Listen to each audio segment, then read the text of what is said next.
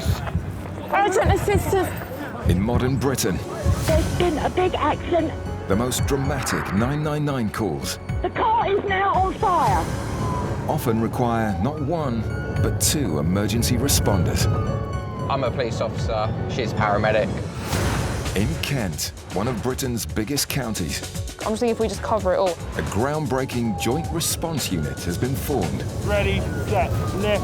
where both police and paramedic combine in one specialist vehicle You've been arrested for assault. to answer some of the most extreme 999 calls. Right, stand clear. Everyone clear?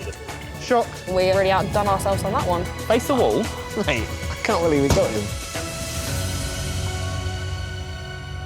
Coming up, a driver found unconscious at the wheel. His pupils are not moving at all. An escaped cow causes havoc. I don't want it to run at me. And a race for a baby in serious trouble. That's a C1 for a paediatric fitting. Kent's Joint Response Unit saved time and money by having dual emergency services in one high-performance response car. JR01 Control, being asked to attend a police CAD in Dartford. Could you pop it through? Since 2019, the unit's responded to over 12,000 incidents requiring urgent police and medical assistance. Just putting that through now, over. Amazing, thank you very much.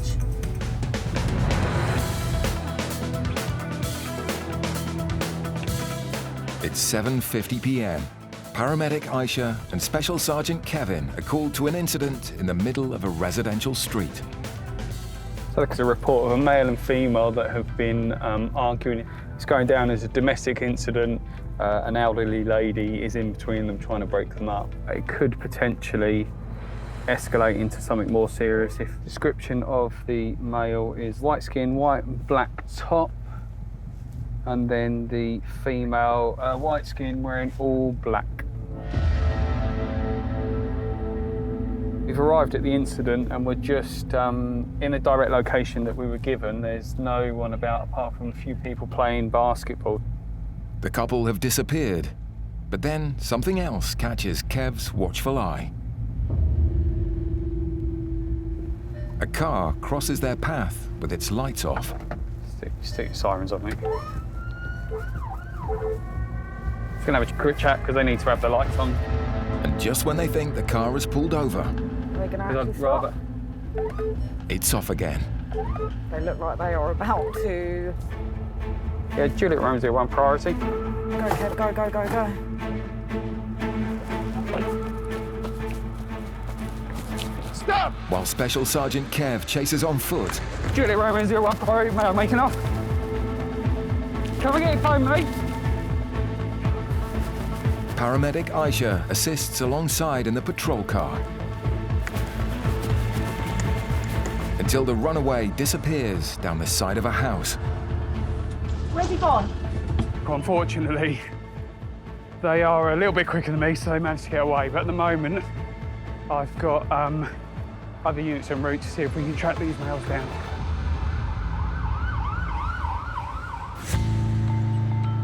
"23 miles away in the Kent countryside on the outskirts of Faversham, Paramedic Daniel and Special Sergeant James are chasing another fugitive. But this one has four legs. We're on our way to assist some colleagues to a cow which is on the carriageway. We're going to go down there and assist them so we can get it back to its field and move it on. Move it on!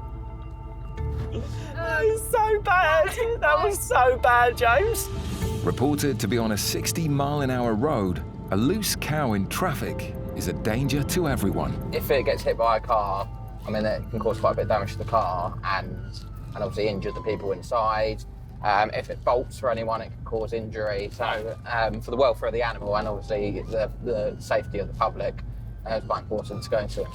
I hope he'll get it back in the field. I think the stakes are high. So. Oh, no! James, stop it! A single crewed officer at the scene has been trying to contain the animal.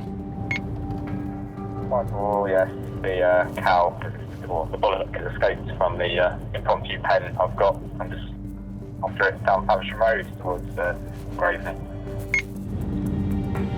Where on earth can they be? I'm just half expecting this bloody ball now to be running in our direction. As they near the location, finding both cow and police crew is proving tricky, even with a second unit called in to help. No. No. You come from this way? Yeah. Because driving down, I can see flashing lights over there. We've literally come straight from, so... We'll follow you. A phone call back to the farm I ran, unfortunately, he doesn't have any cattle. And we can't find this cow or this other unit, so 4444, you should have an image of that male. either we've not gone far enough or they're not where they say they are. So we're just going to follow these until we find a cow. A few minutes later, they find their escapee on a busy country road leading to a dual carriageway. Oh, it's not a bull, is it? That's a cow. With police cars blocking both ways. I don't want it to run at me! The cow is cornered and looking ready to charge. I was going to panic.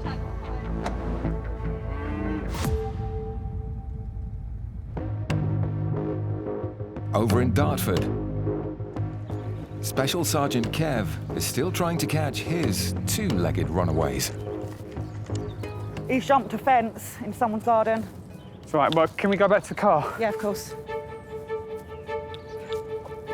Juliet Romeo 01. Kev checks into control. Yeah, it's a white male, dark bottoms and top tracksuit, black trainers. I think the other one had light hair. I just need to secure that car. Oh, God. Within minutes, extra patrol units and police dogs are at the scene, with reports coming in of a male hiding behind some houses. Right, mate? That sort of direction. Between the shops and over a fence. The police try a containment move to trap the runaway driver, but that leaves paramedic Aisha alone on the street with the abandoned car. Kev has gone off in pursuit of the young boys, so I'm going to stay here, make sure they don't come back to the car. So hopefully Kev will be back soon with an update. Make sure camera's got updated description. In Dartford, a driver has been on the run from the police for over 10 minutes, leaving Joint Response paramedic Aisha watching over the abandoned car. There was a male seen by another crew making off towards that way, so I just assisted doing a bit of an area search, hopping over the fence, seeing if we could locate him. While other officers continue the hunt, Aisha's Joint Response colleague, Special Sergeant Kev, returns to examine the car for evidence. Just seeing if there's anything stashed in the car that can identify them or identify why they've made off from police. At the moment, there's not really anything in the car that suggests why they've decided to do a bit of a runner. It could be something simple that the driver was potentially uninsured on the vehicle and they were a bit worried about that, so they've done a runner for that reason. Were they carrying something on their person that was illegal? The search of the car is inconclusive, and the driver still at large. I am sort of pushing 40 now. He's like mid-teens, early 20s, and he's a little bit quick. He's quite lightweight because he's in trainers and tracksuit, and I'm in full body armour, and you're probably talking a good, extra couple of kilos of weight, maybe a few more than that. And unfortunately, he is the first person that's managed to get away from me. So I'll let him have that one. If I see him again, I might be a little bit fitter, and he probably won't get away. But even though the young man managed to outrun him this time, the hunt is not over. The male decided to run into a bit of a dead end, drop his phone, which I'm now going to seize as evidence. So we'll now take that. So if you want it, you can come back to the police station to collect it. It's a crucial bit of evidence, and the police will use the phone to help track down the driver.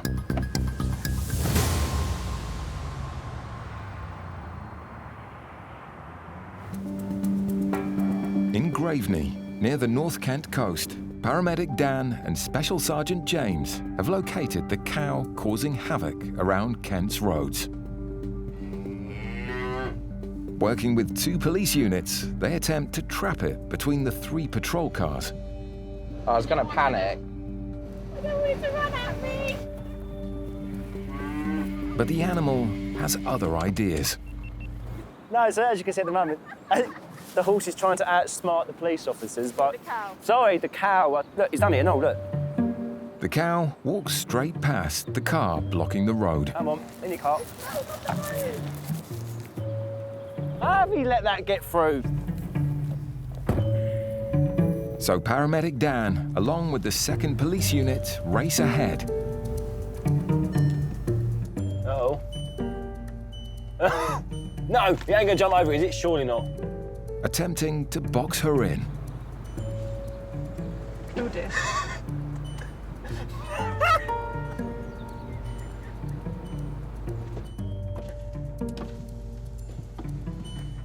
We've got contact from the farmer, so we've got to just try and keep containment of it. Obviously, we are quite close to a dual carriageway. We can just try and contain it with the cars. Obviously, it's better the cars get kicked than us. It's key they stop the cow. So the 2 cars attempt a dual stop maneuver. Hello. Yeah, go ahead, Hello. he's you got a cobalt that much. Just walked through the middle of 2 cars, took both our windmills out. We were just like, oh, you don't care. We just keep it in a circle, I think. But after 30 minutes of life on the open road, the cow decides it's had enough of going around in circles. Not down the ditch. She's in a field. So unusual. You just can't write it, can you? Just as her owner arrives. Evening. Are we the farmer? Yeah. Oh, hello, farmer. It may have taken 3 cars to see Daisy home, but at least a dangerous collision was avoided. So really good news. The cow was obviously returned to its field. She made her own way back after obviously playing on the road for a little while. Good job, guys. Well done. Animal incidents happen occasionally. I've probably count on one hand over the last couple of years the amount I've been to. Obviously, it's a nice job to deal with, really, isn't it? It's you know, no one's shouting and swearing at you. It's a job where, although she might not have been as compliant as we'd like her to have been, it was a job well done.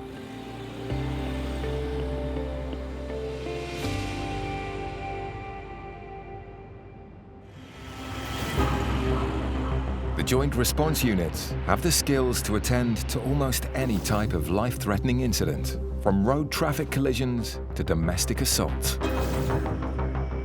They were going to for an RTC, so can you add a cab for me, please? Yeah, of course, that's no problem at all.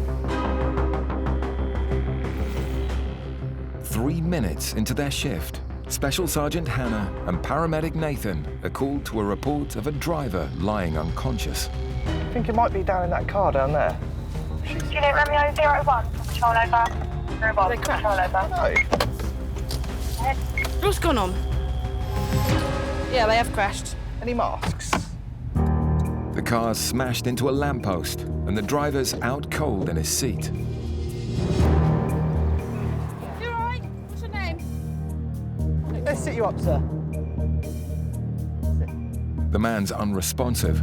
Nathan has to quickly determine what's wrong. Just to go quickly check his sugar levels and then see what we can get from him. He responds a little bit to pain. Sorry, sir. 5.2, that's fine. I'll pop this in your ear. Satisfied he's not in a diabetic coma, Nathan checks his blood pressure and body temperature. How are you feeling, sir?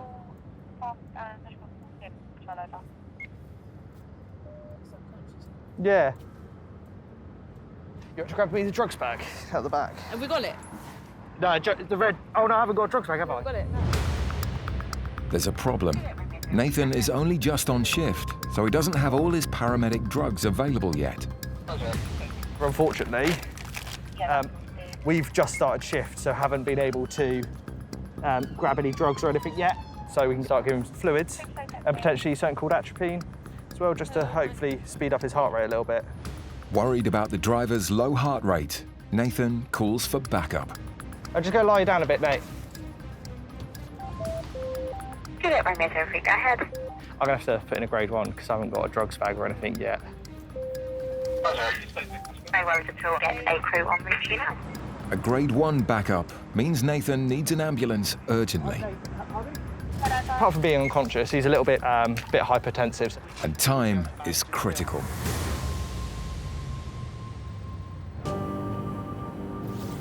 The Joint Response Units have a base in Rochester, ready to respond to emergencies across the county.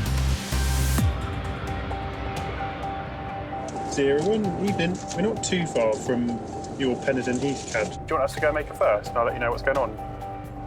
Oh, yes, please. This 15-year-old with a dodgy leg. Popping it through to you now. Jumping on the call today are paramedic Alex and Special Sergeant and trained nurse Helen. There is a young lad that appears to have broken his leg. We're going to go over and then Alex can do his first assessment and see if we can help this young lad. So he must have been in an awful lot of pain. Yeah, he's got a possible dislocated knee. His dad's on scene apparently as well. They've tried to get him up to put him in a car and take him to hospital, but he's in too much pain apparently to get there. So we're literally just down the road from this one. So what we can do is go and sort his pain out, do an assessment. Yeah, he's worried.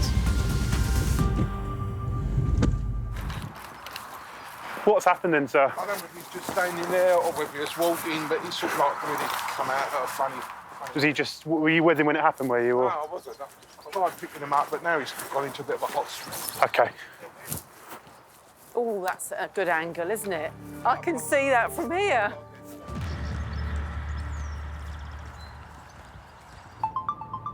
While the team have a closer look, paramedic Nathan has called for emergency backup to give drugs to a driver found unconscious at the wheel.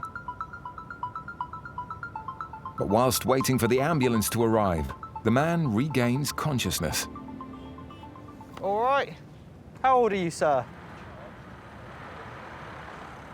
So your heart has been going really slow and your blood pressure's dropped as well. So I think we're gonna have to get you to hospital, all right?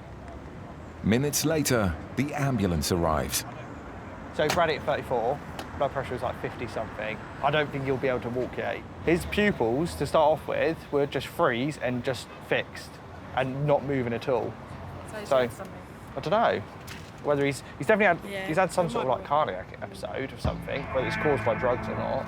Although the immediate medical emergency is over, the police investigation is just beginning. I've got his ID, so we know who he is. And 2 more special constables are briefed by Hannah. He's, from what I've understood, been driving up here, hit the post. You can literally see the marks where he's gone straight in, but he's completely unconscious, out of it. But whilst examining the car for evidence, Hannah makes a discovery. Have you got any drug swipes? Yes. He's got a small quantity of cannabis in his bag. Lovely. It's a joint that's been rolled with cannabis. Yeah. Cannabis in the car doesn't mean he's been driving under the influence, but he'll need to be tested. So he's just going to be drug swiped at the earliest opportunity to see if he has got any cannabis or any other drugs in his system. Obviously that could be an indicator as to why this gentleman has crashed. Before they can test his saliva for traces of any illegal drugs, the police wait for the all clear from paramedic Nathan. Yeah, you do your bit. Right, so what I need you to do is I need you to get your tongue and roll it around your mouth, or like against your gums and all against the lips, all right? Poke your tongue out for me, wide as you can, wide in the mouth. So it could be drugs and alcohol related. He's only doing a couple of miles an hour apparently when he's crashed, so it's unlikely to be trauma related. Might be mental health related, a bit of psychosis maybe. Could be some swelling from previous injuries. We're not too sure really what's causing it. After completing the saliva drugs test, it's time for a breathalyzer. Right, so I also require a specimen of breath off you, okay? Failure to provide a sufficient specimen of breath may render you liable to arrest, all right? Nice deep breath. Seal your lips around this tube for me. Seal your lips around the tube. But the driver fails to comply with instructions. Okay, are you going to provide me with a sample of breath or not? Yeah, but mate, you can breathe, so you need to just blow into there. You've got 100% oxygen levels. Okay? Because they've said you are able to do that. Okay? So what you need to do, you need to blow into that tube. Go then, go. Nice deep breath and blow. Ready? And seal your lips around that Go. tube. Blow. Blow. Keep going, keep going, keep going. It's efficient. You need to keep going until I tell you to stop, all right? Right, are you going to provide me a sample of breath or not? We'll try it. Okay. If not, you get arrested, we take you down to custody and we get you on the evidential sample there. The driver appears to be making things difficult, but they give him one last chance. Right, are you ready or not? Right, deep breath. You got to blow. Seal your lips and blow. Blow. You're No, sucking. You're not blowing, you're not blowing. No, fella. Just lick him. Time is 6:01 and I'm arresting you for failing to provide a roadside breath sample, all right? You don't have to say anything, but it may harm your defence if you do not mention main question. Some of you may later on. Jet's been arrested under Section 4 of the Road Traffic Act. He's not provided a sufficient sample of breath, so we're going to take him back to custody once he's been to hospital and get him on the evidential breath test. The driver's now under arrest, but he'll still need to go to hospital. There's no reason he couldn't do that. He did start doing it and then he just stopped. But first, Nathan has to work out just how to get him out of the car. So we have two options. We can either you can get out yourself, so we can help you out, but you do it yourself, or we have to get fire out and they're going to have to cut your roof off. Oh, that's a good angle, isn't it? I can see that from here. In Maidstone, Hello, mate. Is it Tom? paramedic Alex and Special Constable Helen are in a park to help a young lad who can't move because of the pain in his twisted knee. What's happened, mate? I've landed on it and it just came out. So you landed on your knee? I didn't even land on it, I just literally landed on one way and it came out. Were you playing tennis, were you? No. Oh, okay. With the dog. Oh, okay. Oh. Have you dislocated your knee before? Nope. No, so how much pain are you in? Give it a 9 or an 8. 9. Yeah. A dislocation occurs when a bone slips or pops out of a joint. Not only is it extremely painful, it will need to be treated so it doesn't cause damage to ligaments, nerves, or blood vessels. Could I get a grade 2, please? You haven't had gas in there before, no? No. So it's what they give people when they have babies. It might make you feel like you're a bit drunk if you pop that in your mouth. You're in charge of it, mate. As much or as little as you want. As soon as you stop breathing it in, though, it wears off very, very quickly. I think what we're probably going to do, I'm going to see if I can get a quick needle in your arm, if that's all right, give you some morphine to help with the pain, and then we'll probably look to see if we can straighten your leg, and it looks like it's dislocated, and actually just by straightening your leg, we might be able to manipulate your kneecap back into place, and your pain will go instantly. Great thing for a runner. Oh, you're a runner, are you? Yeah. How old are you again? 15. 15. Normally, Tom's kneecap glides over a groove in the joint, but because it's now sitting off at an angle, Alex needs to get him more comfortable. Keep sucking on that. Does it feel like it's helping? Right, rest back and relax because you're going to get woozy. Just enjoy it. It's lovely stuff. All right. A sharp scratch, mate. All right. 1, 2, 3. A dislocated knee is painful, so Alex attempts to fit a cannula to administer morphine, which acts on the central nervous system. Where your hands are so cold, mate, your veins have disappeared. When the body is warm, blood flow increases, dilating the veins and making them easier to find. Not doing a very good job today, am I? But after waiting for over 40 minutes on a cold court, finding Tom's are proving impossible. Oh my God, veins just work. Dodgy workman blames his tools, that's why. That's it, keep going like that for me. I want you to take really, really deep ones. Alex's best option for pain relief remains the gas and air. If you feel like you're about to pass out, that's okay. Nothing bad's going to happen, I promise, all right? Just having a look at it to assess to see if there's any possible breaks at all. It looks like quite a simple dislocation of the patella. So we're just going to get him some sort of as much of the ends knocked into his body as we can. Once Tom's inhaled enough pain relief, Alex chooses the best time to straighten his leg. Keep going. Tom, Big this breath. is going to be a little bit uncomfortable, all right? So keep going on that gas and air. That's it. Good lad. Keep going. Just relax the leg for me, relax. There we go. Alex pops the bone back in place. Your knees back in. I didn't realise that. I was asleep. It's wonderful. That's good. It's That's like good gas stuff, and that. air. So your kneecap, as you probably know, was sort of round here. Yeah, so it was displaced laterally. I've just straightened your leg out and I've popped you back in and you'll be fine. But how's your pain now? So if you're 8 or 9 out of 10, can't feel it now. If I'm pressing that, does that hurt or? No. No? Good. We've done our job. So we've straightened his leg out, realigned his patella, so his kneecap back into normal alignment. His pain's now pretty much gone. We're just waiting for an ambulance to come to convey him to hospital. A dislocated knee can take up to 6 weeks to heal, but there's a risk of it happening again if it's not had the chance to rest and repair properly. I'll try and sit on that then. Yeah, that's Get your bum as far up it as you can. So Tom will have to take it easy. High five for that. Well done. Well, thanks. Don't like compliments.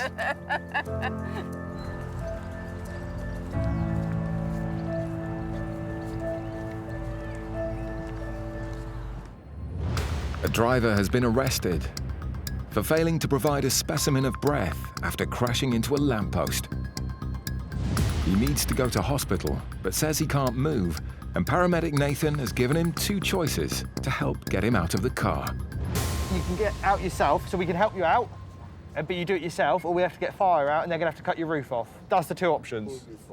Give me your hand. I can't. Well, you've been moving it freely a minute ago.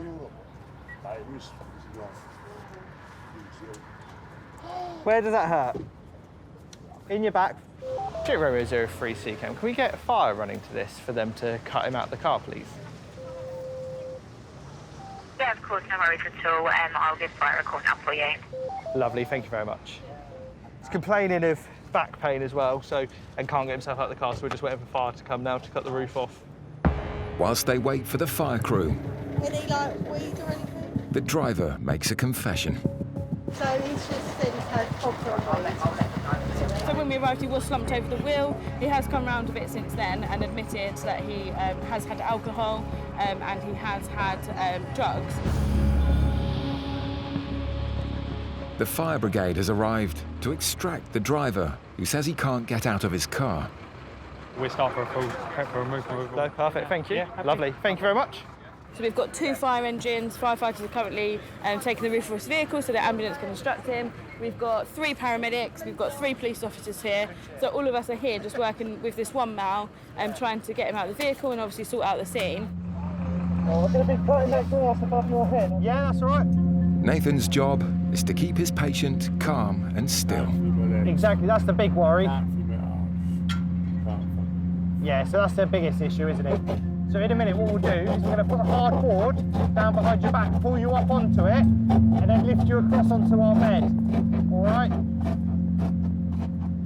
You're going to end up with a convertible now, all right? There we go, we've got a smile. Won't be long now, all right? Just focus on wiggling your toes. We're going to get the roof off now, all right? Yeah. 30 minutes later, they're finally able to carefully remove the driver. Fire have cut the roof off nice and safely, and managed to extricate him from the vehicle nice and safely as well, so it's all been done in a nice, timely manner. In the ambulance, the crew check the driver over to try to work out if there's a medical reason for his behaviour. I feel that. Yeah, feel that? I feel that. He is feeling it now. So he's got feeling back in his legs, which is a good thing. So he's going to go to the hospital, have some scans done, and go from there, really. It's a difficult one, and it was just after they arrested him that all of a sudden his legs wouldn't work and his arms wouldn't work. So before that, he'd mentioned nothing about it. So whether that's just coincidence or whether that's actually something to do with it, we'll leave the hospital and the police to decide about that.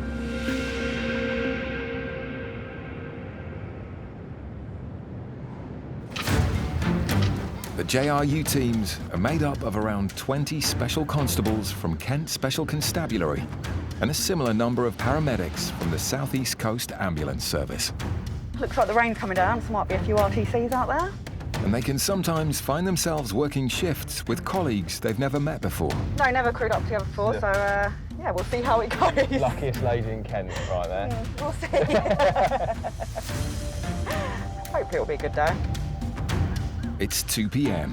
and the beginning of a 12-hour shift for Joint Response Team Special Constable Tom and Paramedic Aisha. Just a slow start. Yeah. Just the build-up for everything going absolutely wrong later on, probably. I'm sure it will. There's a call coming to both ambulance and police. A car has crashed into a stationary car, we believe. So we've got a 31-year-old male who was the driver. Currently saying that he has chest pain and lower back pain, and the road is blocked. So certainly one for both of us. Oh, is that it? Hello, you all right? Look, blimey, wasn't expecting both. Oh, I know. What's happened then? Vehicle 1, which is the Astra. Oh. Someone's walked in front of him on the crossing. Right. It's braked Yeah. hard. Vehicle 2's hit vehicle 1. The only injured party is the one in the black car who's complaining of it. Right, OK, we'll go. All right, get some stuff together. It appears the driver of a black Mazda came off worse in a 3-car pile-up when he braked at a pedestrian crossing. Hello, mate. Hello. What's your name? Nigel. Nigel. My name's Aisha from a Paramedics. Right. Where are you hurting at the moment, Nigel? So I've got a back problem anyway. Okay. In the lower back, I've got a fractured bulging disc in my back. I initially jumped out of the car. Yeah. And then just the pain hit me in my back, my right shoulder, and here in my chest. Okay. All right. I'm going to come around the other side of the vehicle and feel down your back. Is that okay? Yes. Yeah. A further spinal injury could result in permanent nerve damage or even paralysis, so it's crucial Aisha examines Nigel further. While Tom investigates the man who rear-ended Nigel's car. Because you've been involved in the road traffic police, I'm going to be requiring you to provide me with a specimen of breath here at the roadside. So, long, hard, continuous breath. Keep going, keep going, keep going, keep going, keep going, keep going. Yep, that's fine, thank you very much. OK, so we'll just wait for this result to come back. Right. So I want you to try and keep nice and still for me. I want you to tell me if there's any sharp pains when I'm pushing on any of the bones. I know it's lower, but I'm going to go down the entire spine, OK? OK. OK, all right, darling, all right. So we've got to be very careful with the spine, so going to keep him in the exact position he is at the moment until we get a crew here with some immobilisation kit. If Nigel has damaged his spinal cord, he's at risk of permanent paralysis. In Kent, between 2020 and 2022, an average of 4 assaults a day were committed against the police, whilst attempting to arrest offenders or protect the public. Romeo 04 CCAM, could you assign us to CAD 4763, please? Yeah, we'll just that through for you now. And today, it's JRU team, Paramedic Nathan and Special Sergeant John called to assist with an aggressive man. So we are on way to a patient who has been tasered by police. When police have turned up, he's pulled out a weapon and then he's tried to assault the officers, and they've deployed their taser. When a taser's deployed, it releases these barbs, and they'll then go into the skin, and then they create a circuit to conduct the electricity through the body. Other units are already there, but Nathan's going to hopefully remove the barb, and then the patient will hopefully then be conveyed to custody. Police tasers in the UK deliver up to 50,000 volts of electricity in rapid pulses over 5 seconds, designed to stop and stun dangerous and violent suspects. Yeah, not bad, thank you. A police patrol unit and an ambulance are on scene. Just take the barbs out. Yeah. But Nathan is the only qualified paramedic to remove the taser barb or fishhook type dart. Whereabouts are they? Just obviously there and then... Oh. A second. Sorry, I'm Nathan, by the way. I should introduce myself first. The man is also wearing what's known as a spit hood, a breathable mesh hood to stop the police from being spat at or assaulted. Sorry, it's going to hurt a little bit. And under arrest, he now seems calmer. Sorry, mate. No, that's stuck in. It's going to have to go just to have a little cut to get it out. No, it's proper wedged. Okay, that's it. It's hurting him too much to pull it. Back of the van. The suspect will have to go to hospital to get the barb removed. You guys able to convey to them? Yeah, I can do if that's Excellent. You're happy with that. And JRU Special Sergeant John will accompany him in the ambulance. Anyone who goes to hospital is technically a prisoner guard, so it will always be 2 officers regardless of kind of what they've done or what's happened. Give us 2 minutes, mate, the handover, then you get seen by a doctor. Alright? And then you know the score after that, don't you? At all times, he will have the 2 police officers by his side. So when suspects go into custody, they are asked a series of kind of medical questions to make sure that they're fit and healthy to be in custody. So, yeah, he has to be medically cleared by the hospital, and then he can be taken back. And on arrival, it's important the suspect's checked before being released, because he could be held for up to 24 hours in the custody suite while police wait to press charges. Paramedic Aisha has called an ambulance crew to help move a driver with a potential spinal injury after a car crashed into the back of him. While Tom gets the breathalyzer results of the driver who was in the car behind. The test has come back that you've blown 55. Okay, the legal limit is 35. So at the moment it is 14:33. So you're going to be placed under arrest, failing a roadside breath test. Okay. You do not have to say anything, but it may harm your defence if you do not mention when questioned something later on in court. Anything you do say may be given evidence. The reason that you're going to have to be arrested is to secure and preserve evidence. While they wait for the ambulance crew to arrive, Aisha prepares to give Nigel Entonox, Right. a mixture of oxygen and nitrous oxide. It works very quickly, it also wears off very quickly. So if you find that you're not liking how it feels, you can just stop inhaling it and it will wear off. After checking he's okay to be moved around, Aisha also examines any other symptoms of physical trauma And whilst that blood pressure's going, just keep it as relaxed as you can. and bruising from wearing a seatbelt. I'm just going to feel across your chest, all right? Does that hurt to press? Yeah. Okay, all right. It's quite a good demonstration, really, that the 2 of us being in one car. So we've got patients being treated medically, and then we've got a drink driver that I was able to sort of interject quite early on. Take a step to the left for me, please. Thank you. While Tom has dealt with his driver, Aisha has a problem with hers. Is that helping your pain? A little. Yeah. The gas and air she's given him isn't taking the edge off his pain. So we're going to try and get something a bit better going. Time for something stronger. So this is morphine, very good for severe pain, and this gentleman's saying that he's got 9.5 out of 10 pain. It's all right, sharp scratch, my love. Amazing. Right, so in a moment, with our assistance, we're going to try and get you out as carefully as possible, all right? If I go behind him to help him try and get out as straight as possible, and you guys try and get him out from the front, yeah? So, we're gonna, whilst trying to keep you back as in line as possible, try and just move your hips a bit straighter. Yeah. Aisha and her colleagues must keep Nigel's head, neck and spine completely aligned to prevent any further damage to his back. Three, just slowly stand up, all right? Yep. Ready? 1, 2, 3. Well done. Amazing. Well done, Nigel. Turn with me. Well done, Nigel. Right. Now bum straight down. Okay. Just take as much of that gas and air as you need, Nigel. Is that really painful? It is when you push it. It's not hurting to breathe though, no? It's off to hospital, where the doctors will do a CT scan on Nigel's back to find out the true extent of his injuries.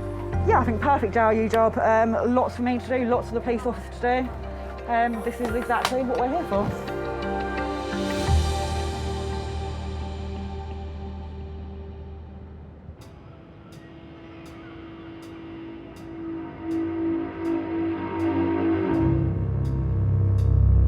Can anyone respond to a C1 emergency?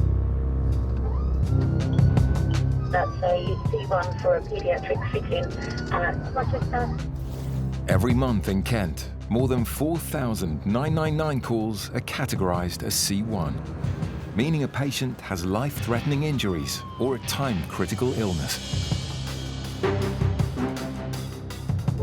8:30 p.m. and Special Sergeant John and Paramedic Chelsea are heading to a Category 1 call for an 18-month-old baby having a seizure. With fitting, our biggest worry is going to be kind of their airway. All the time they're fitting, they've not really got a patent airway going on. They're not getting the oxygen they necessarily need, and in turn their brain's not getting the oxygen that it needs. In a Category 1 call, the JRU need to respond within 7 minutes. We're 2 minutes away. They get to the location just minutes after the call.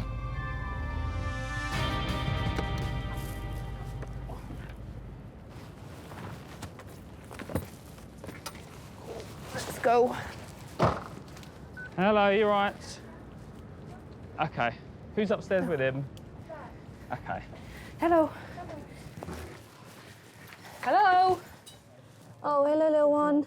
The baby is no longer fitting, but Chelsea needs to check he's out of danger. And what's happened? He threw up about 30, 45 minutes ago. And then we brought him up to wash him. And then he started shaking quite a lot. Whole body? Yes. So initially I thought, oh, it might be because he's cold. But then he went into the bath and the bath was obviously quite warm. Okay. And then he continued afterwards. Have you been checking his temperature throughout the day? Has he had a fever at all? We haven't done a formal test, but he has been quite warm to the touch, but we've been treating it with Callout. The family have given the baby a children's liquid-based paracetamol designed to relieve pain and fevers. But now, Chelsea needs to see if it's taking effect. Hey, little one. Can you open your eyes for me? Oh. Okay, it's going in your ear, little one. Hello. Who's all these strange people? I know, I'm sorry. I'm sorry. 39 too. Let's get all this off of him. 39.2 is very high. A baby of 18 months would be expected to have a temperature of 36.4, nearly 3 degrees lower. Sounds like he's potentially had a little, febrile seizure because of his temperature being so high. A febrile seizure is a fit caused by a fever and can be common in small children. They're usually harmless, but Dad tells Chelsea about a worrying complication. I think the only time he had sepsis in it when he was little, he had to spend a week in hospital. Because he had sepsis? Yeah. What was the sepsis from? Do you know? Where was the infection? So the breast tissue was swollen when he was born. Okay. Sepsis is the body's extreme response to an infection and can cause organ failure and death. But even if it's treated, it can leave the patient feeling unwell for months, even years afterwards. Okay. So Chelsea takes no chances. I'm going to recommend a little trip up to the hospital to be checked out tonight, just because obviously he's had potentially a little seizure. He's never had one before, and his temperature is quite high. So just to be checked out by the doctor. Yeah.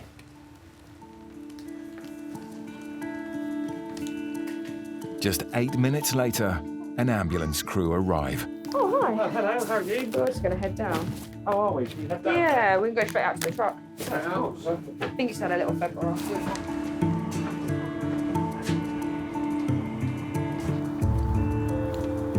Yeah, he's had ibuprofen inside the ambulance, as well as he had paracetamol indoors. They both work together quite well to bring down temperatures. He's a lot more alert than when he was indoors. So it should be a little trip to hospital and get seen by a doctor.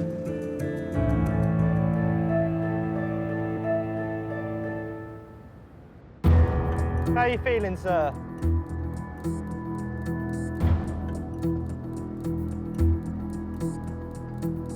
Stop!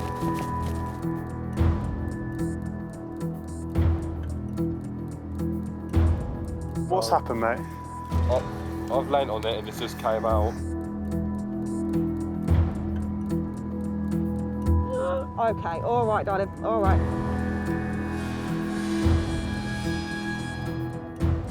I don't want to run out.